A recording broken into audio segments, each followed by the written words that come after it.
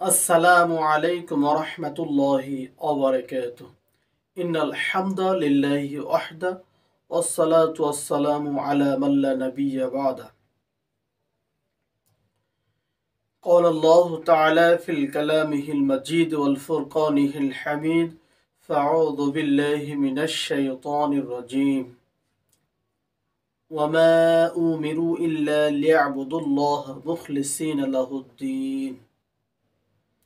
যাবতীয় হামদ ও তারই প্রশংসা আল্লাহ সুবহানাহু ওয়া তাআলার জন্য, যার অশেষ দয়া এবং কৃপায় আমরা এখনো বেঁচে আছি, শ্বাস প্রশ্বাস নিতে পারছি। সে আল্লাহ সুবহানাহু ওয়া তাআলার অনেক অনেক অনুগ্রহ, যা শুকরিয়া আদায় করে শেষ করা সম্ভব নয়। যদিও আমরা হাজার বছর বেঁচে থাকি না কেন, তবুও আল্লাহ সুবহানাহু ওয়া তাআলার একটি মিনিট, একটি সেকেন্ড, একটা মুহূর্ত, এই একটা মুহূর্তর প্রশংসা করে গোটা পৃথিবীর সৃষ্টিরাজি, তবু আমরা শুকরিয়া আদায় করে শেষ করতে পারবো না। সে মহান আল্লাহ সুবহানাহু ওয়া তাআলা আপনাকে আমাকে এখনো জীবিত রেখেছেন, এই জন্য শুকরিয়া আদায় করছি। আলহামদুলিল্লাহ, সুম্মা আলহামদুলিল্লাহ। অতঃপর দরুদ এবং সালাম বর্ষিত হোক তার পক্ষ থেকে প্রেরিত হাবিব মুহাম্মদ সাল্লাল্লাহু আলাইহি ওয়াসাল্লামের উপর। সম্মানিত উপস্থিতি, আমরা বলছিলাম যে যে কোনো ইবাদত বন্দিগি একমাত্র আল্লাহ সুবহানাহু ওয়া তাআলার জন্যই নিবেদিত এবং একমাত্র শুধুমাত্র তার জন্যই ইবাদতগুলো করতে হবে, একানিষ্ঠভাবে এখলাসের সহিত করতে হবে। সম্মানিত উপস্থিতি, বলছিলাম যে প্রত্যেকটা ইবাদত, সেই ইবাদত যদি আমি আশা করি যে ইবাদতের মাধ্যমে আল্লাহ সুবহানাহু ওয়া তাআলার গুণকীর্তন, তাসবিহ, তাহলিল, সালাত, সিয়াম, হজ, যাকাত, আল্লাহ সুবহানাহু ওয়া তাআলার সন্তুষ্ট অর্জন করার জন্য, তার সন্তুষ্টি পাওয়ার জন্য, তার খুশি করার জন্য, তার সন্তুষ্টির জন্য যত পথ, যত ওয়ে, যত রকমের পদ্ধতি আছে, সেটা যদি আমি মুহাম্মদ সাল্লাল্লাহু আলাইহি সাল্লামের পদ্ধতি মতে করি, মুহাম্মদ সাল্লাল্লাহু আলাইহি সাল্লামের দেখানো পদ্ধতিতে, সেই সূত্রে, সেই নিয়মে, সেই তরিকায়, সেই পন্থায় যদি আমি করি, তবেই আমি নেকির আশা করতে পারি এবং সওয়াব হবে, নেকি হবে, অবশ্যই হবে। যত বেশি আমল সুন্দর হোক এবং পরিপাটি হোক, দেখতে সুন্দর, শুনতেও সুন্দর, আমলও সুন্দর, কাজও সুন্দর, কিন্তু আল্লাহ সুবহানাহু ওয়া তাআলা বলেননি, আল্লাহ সুবহানাহু ওয়া তাআলা করতে আদেশ দেননি। এমতো অবস্থায় মুহাম্মদ সাল্লাল্লাহু আলাইহি ওয়াসাল্লাম সে সম্পর্কে কিছু বলেননি। এমতো অবস্থায় মুহাম্মদ সাল্লাল্লাহু আলাইহি ওয়াসাল্লাম সে পদ্ধতি দেখেননি, সূত্রেও কোনো সূত্রে, কোনো নিয়ম পদ্ধতিতে নেই। কেউ করেছেন, প্রমাণ নেই।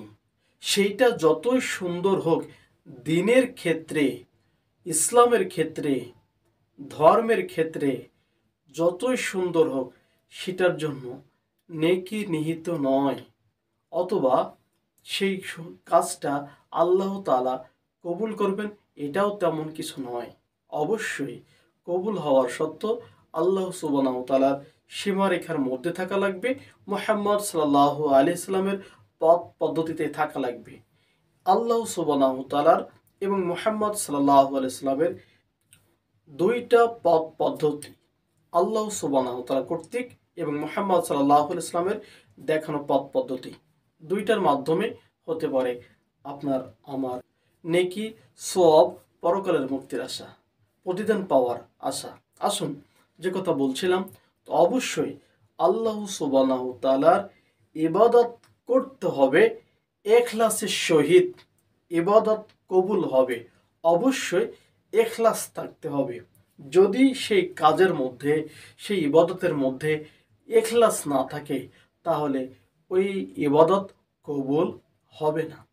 আল্লাহ সুবহানাহু তাআলার ইবাদত করতে হবে, যদি তার মধ্যে এখলাস থাকে, সঠিক নিয়াত থাকে, স্বচ্ছ থাকে, আল্লাহ সুবহানাহু তাআলার সন্তুষ্টি অর্জনের জন্য থাকে, তাহলে অবশ্যই সেটা নেকিও হবে, ইবাদত কবুল হবে, গৃহীত হবে।